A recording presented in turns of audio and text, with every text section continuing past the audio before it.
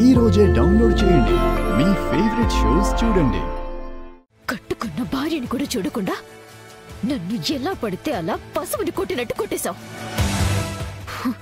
అసలు నా భర్తవేనా?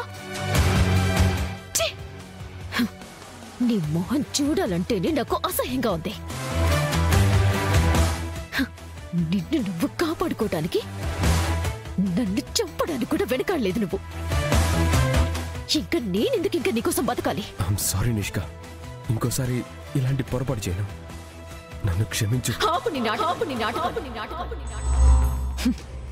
మనసులో ఇంత నీచపు ఆలోచనలు పెట్టుకొని పైకి నా మీద ప్రేమ ఉన్నట్టు బాగా నటించావు యువరాజ్. ఈ కళ్ళతో చూశాను నేను నువ్వు ఎంత కిరాతకుడివో. నీ స్వార్థం కోసం, కేవలం నీ స్వార్థం కోసం కట్టుకున్న పెళ్ళాన్ని కూడా చంపగలిగే కసాయివాడివి నువ్వు. లేదు నిష్కా, నువ్వు నన్ను తప్పుగా అర్థం చేసుకున్నావు. అవును, నేను నిన్ను తప్పుగానే అర్థం చేసుకున్నాను. కానీ ఇప్పుడు కాదు, ఇంతకు ముందే. నువ్వు ఇలాంటి వాడివని తెలియక నిన్నే నమ్ముకొని ఈ ఇంట్లో ఉంటూ నువ్వు ఆడవన్నట్టు ఆడి తప్పు చేశాను.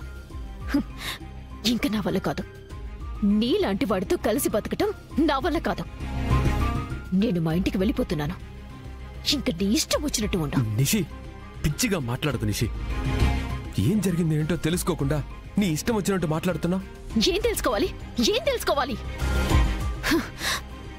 సరే చెప్పు, ఎందుకు నన్ను మావయ్య వాళ్ళని కిడ్నాప్ చేశావు?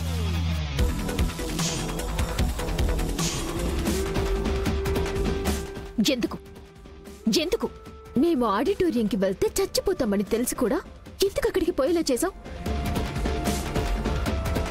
ఎందుకు నా తల మీద గన్ గురిపెట్టి నన్ను చంపడానికి కూడా ఆలోచించలేదు? వీటన్నింటికి సమాధానం చెప్పు, అప్పుడు ఆలోచిస్తాను. నిజంగా నేను కాపాడుకోవడానికి అలా చేశాను, అంతే తప్ప చంపుకోవడానికి కాదు నిషి. సరే, నా గురించి వదిలే. అసలు జేడీ టీం ఎందుకు నేను షూట్ చేయబోయింది? అంటే నువ్వేదో తప్పు పని చేస్తున్నావని కదా అర్థం? చెప్పు, ఎందుకు వాళ్ళు నేను మీనన్ మనిషి అన్నారు? వాళ్ళకి నీకు సంబంధం ఏంటి? నువ్వు ఎందుకు దొంగలా మాస్క్ పెట్టుకుని రావాల్సి వచ్చింది? అది కాదు నిషి, వాళ్ళు ఎవరో అనుకుని నన్ను షూట్ చేయబోయారు, అంతే. యువరాజ్